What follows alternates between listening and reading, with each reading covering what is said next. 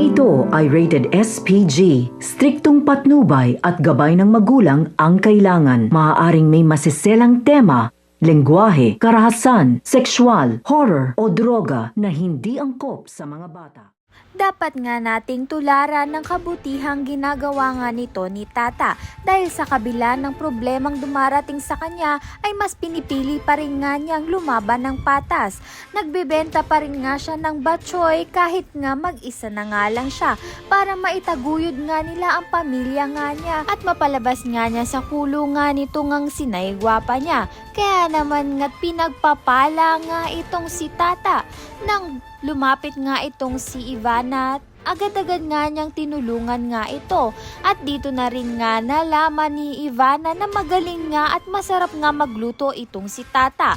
Kaya naman nga't agad-agad nga itong si Ivana na nag-isip na ito ngang si Tata ay gawin nga niyang head chef at business owner niya dahil malakas nga ang potensyal nga ng mga niluluto nga nito ni Tata. Saktong-sakto na nga rin napalugi na nga ang restaurant nga nito nila Ivana, ang Bahay Inasal, na ngayon nga'y magbo-boom dahil na nga rin sa tulong nga nito ni Tata.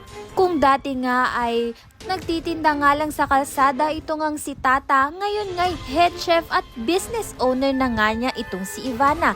Talaga bang lumevel up ito ngang si Tata dahil na nga rin sa galing nga niya sa pagluluto. Kaya naman nga't isa ngang maling ginawa nga ng mga palma na bitawan nga itong si Tata dahil ngayon nga ay nagiging malugi na nga ang restaurant ng mga palma dahil na nga rin sa hindi na nga bumibenta ang batchoy nga sa buko dahil hindi na nga si Tata ang nagluluto nga nito. Tutulungan nga rin ni Ivana ito ngang si Tata upang ang piyansahan nga ang kaso nga nito ni Naygwapa upang ang makalaya nga ito. Nang sa gayon nga'y makita nga ni Naygwapa ang bagong personalidad nga nito ni Tata na gayon pa rin ngang mabuti nga itong si Tata ngunit lumevel up na nga siya dahil nga siya'y head chef na at business partner pa ni Ivana. Paano nga kaya malulutasan nga nila Lola Sweet at ang mga palma ang suliranin nga nila sa kanilang restaurant dahil mapapanood nga nila sa media na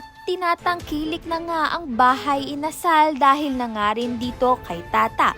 Ayan at iba pa ang dapat nating pakaabangan. Maraming salamat sa iyong panonood.